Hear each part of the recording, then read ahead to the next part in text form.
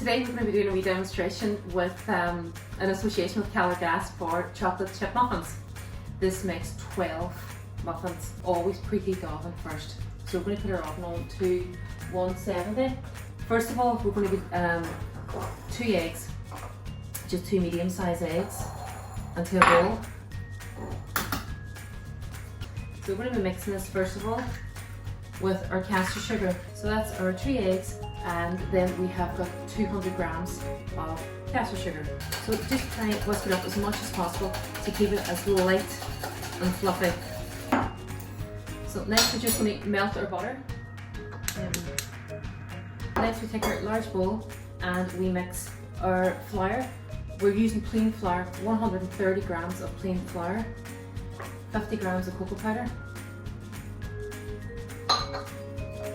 2 teaspoonfuls of baking powder. Just mix that all together now. And then we just add our egg mixture. Next then we're going to add on our milk. So we're using 160 ml of milk. We add our melted butter on. So a really wet texture. We can add our chocolate chips. So the darker or the higher quality of the chocolate is better. And then that is about 120 grams of dark chocolate.